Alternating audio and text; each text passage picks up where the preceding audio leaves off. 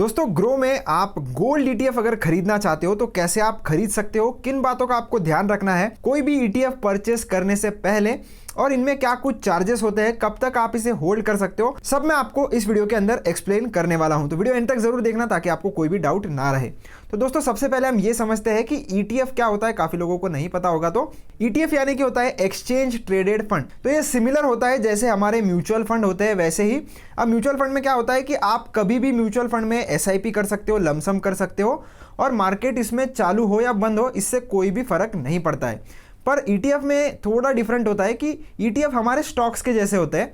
तो ईटीएफ को आप खरीद और बेच सकते हो जब मार्केट ऑन होता है तब, यानी कि मार्केट आवर्स में आप इनको खरीद भी सकते हो, बेच भी सकते हो। स्टॉक्स के जैसे आप इन्हें एक दिन में भी खरीद के बेच सकते हो और आप चाहो जितने दिन इसे होल्ड कर सकते हो। और म्यूचुअल फंड के जैसे इनमें एक्सपेंस रेशियो होता है, इनमें एसेट्स अंडर मैनेजमेंट होती है, इनमें एक फंड मैनेजर होता है। तो ये टोटली एक कॉम्बिनेशन है स्टॉक्स और म्यूचुअल फंड का। अब आगे चलकर हम एग्जांपल के साथ समझेंगे कि क्या क्या इसमें फैक्टर्स होते हैं और किन बातों का हमें ध्यान रखना है। तो उसके लिए मैं एग्जांपल ही ले लेता हूं। तो गोल्ड ईटीएफ में इन्वेस्ट करने के लिए दोस्तों आपको क्या करना है, प्रोडक्ट एंड टूल्स वाला जो सेक्शन है उसको ढूंढना है।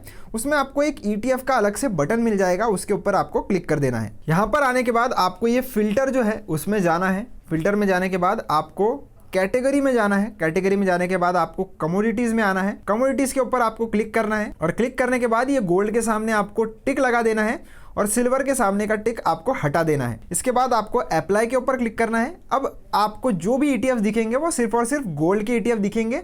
अब इसमें भी अब काफ़ी लोगों को ये दिक्कत आ जाती है कि इसका प्राइस आपको 13 देखने के लिए मिलेगा, इसका 112 है, इसका 121 है, इसको 116 है।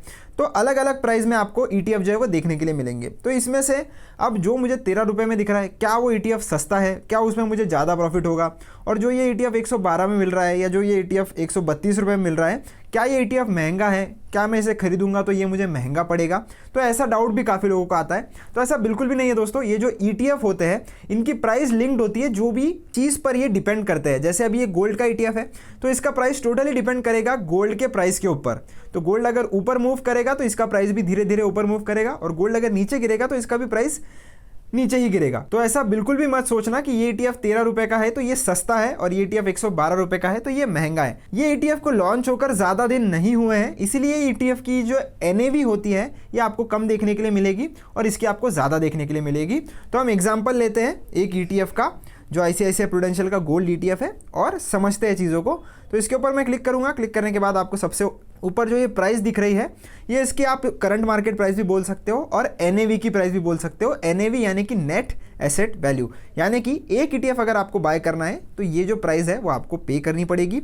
इधर आपको परफॉर्मेंस वगैरह देखने के लिए मिल जाएगा जैसे आप किसी भी स्टॉक का देखते हो। अगर आपको चार्ट देखना है तो आप इसके ऊपर क्लिक करके इसका जो चार्ट है वो भी ओपन कर सकते हो। इसके बाद नीचे अगर आओगे तो सबसे पहली चीज़ आपको हमेशा ध्यान रखना है, कभी भी अगर ज़िंदगी में ईटीएफ खरीदो तो हमेशा चेक कर लेना कि उसमें वॉल्यूम ठीक ठाक ट्रेड होना चाहिए। अगर आप मार्केट डेप्थ में आते हो और आपको इधर बिल्कुल डेड वॉल्यूम दिख रहे हैं कुछ फ्यू थाउजेंड्स में या ऐसे 500, 1000, 10,000 ऐसा अगर आपको वॉल्यूम दिख रहा है तो उस केस में आप उस ईटीएफ को अवॉइड कर सकते हो, क्योंकि उसमें आपको लिक्विडिटी इश्यूज आएंगे। अगर आप खरीदने जाओगे तो शायद आपको सेलर नहीं मिलेगा, अगर आप बेचने जाओगे तो आपको बायर नहीं मिलेगा। तो उस केस में आपको लिक्विडिटी इश्यूज आ सकते हैं। जब एग्जिट करना होगा तब आपको शायद एग्जिट करने में दिक्कत आ सकती है। इसीलिए हमेशा जब भी ईटीएफ चूज़ करो उसमें आपको इनफ लिक्विडिटी होनी चाहिए।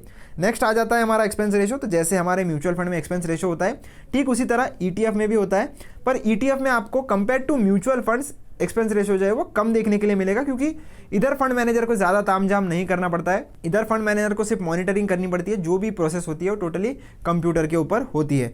इधर आपको ट्रैकिंग एरर देखने के लिए मिलेगा। ट्रैकिंग एरर मतलब एक ऐसा टाइप का एरर होता है, मान लेते हैं कि गोल्ड ने एक साल में 10% रिटर्न दिया, तो आपका ईटीएफ कितना क्लोज जा सकता है 10% के, तो या तो वो 9.5 दे सकता है, 9.8 दे सकता है या 9.7 दे सकता है। तो कितना क्लोजली वो कॉपी कर पा रहा है अपने इंडेक्स को या अंडरलाइंग एसेट को, ये हमारे को ट्रैकिंग एरर जो है वो बताता है।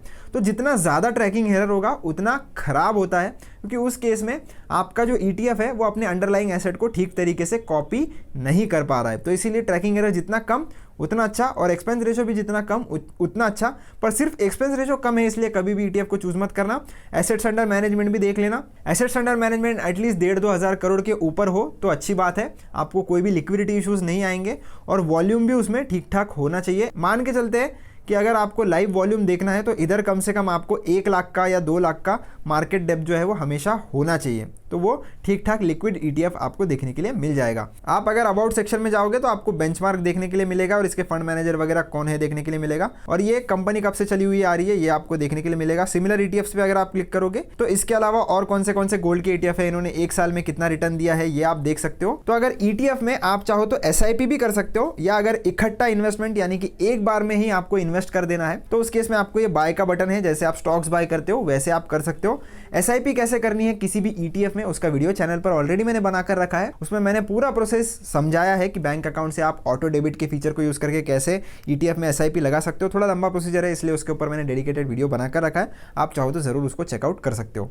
इकट्ठा या एक बार में इन्वेस्ट करने के लिए आपको ये जो बाय वाला बटन है इसके ऊपर क्लिक करना है। क्लिक करने के बाद डिलीवरी सेलेक्ट करना है, NSE या BSE जिसमें भी चाहो आप बाय कर सकते हो, कोई दिक्कत नहीं है। ऊपर आपको दोनों की प्राइस देखने के लिए मिल जाएगी, इधर हम क्वांटिटी डालेंगे। जैसे एग्जांपल के लिए अगर मुझे 2 क्वांटिटी बाय करनी है तो मैं 2 इधर डाल दूंगा। प्राइस आपको मार्केट लगानी है तो मार्केट लगा लीजिए, लिमिट प्राइस पर बाय करना है तो लिमिट पर आप कर सकते हो। बस ध्यान रखना अगर आप बहुत ही बड़ी क्वांटिटी बाय कर रहे हो तो उस केस में हमेशा लिमिट ऑर्डर यूज़ करना, और ये जो मार्केट प्राइस चल रही है उसी के आसपास की लिमिट की प्राइस जो है वो लगा देना, बस ऊपर की मत लगाना, क्योंकि ऊपर की लगा दोगे तो उस केस में आपका जो लिमिट ऑर्डर है वो मार्केट प्राइस पर ही एग्जीक्यूट हो जाता है। तो लिमिट ऑर्डर लगा भी रहे हो तो क्लोज टू मार्केट प्राइस लगाना, मार्केट प्राइस से थोड़ी ही कम की लगाना, ताकि आपकी ऑर्डर जो है वो एग्जीक्यूट हो जाए। और बड़ी क्वांटिटी होती है ना तो लिमिट ऑर्डर लगाने से ये फायदा मिलता है कि जो भी ETF में फ्लक्चुएशंस आते हैं ना उससे आप बच जाते हो, तो आपका ऑर्डर जो है वो प्रिसाइजली जो प्राइस पर आप चाहते हो उसी प्राइस पर लगेगा, ना कि ऊपर नीचे जो भी फ्लक्चुएशन आएगा उसकी वजह से फिर आपको लॉस भी हो सकता है। तो मैं इसको मार्केट पर शिफ्ट कर देता हूँ क्योंकि मुझे छोटी ही क्वांटिटी बाय करनी है, और इधर मैं बाय वाले बटन पर क्लिक कर सकता हूँ। बाय पर क्लिक करने से पहले एक बार को ये चेक कर लेना कि आपको चार्जेस कितने लगेंगे। तो रिक्वायर्ड पर जैसे आप क्लिक करोगे आपको इधर चार्जेस देखने के लिए मिल जाएंगे। जब आप इसको बेचोगे तब DP चार्जेस भी लगते हैं, तो DP चार्जेस लगभग कुछ आपको 23 रुपये 60 पैसे के आसपास कुछ लगेगा। जब आप इसको बेचोगे तो ये DP चार्जेस अलग से होते हैं, और ब्रोकरेज चार्ज और टैक्स अलग से आपको देना पड़ता है।